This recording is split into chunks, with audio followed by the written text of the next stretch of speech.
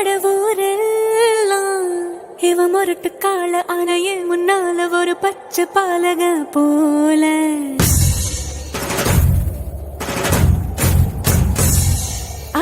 அடநாடெல்லாம் பிடிவாதக்கார ஆன வந்து பாருங்க வீட்டில் கண்ணு குட்டி போல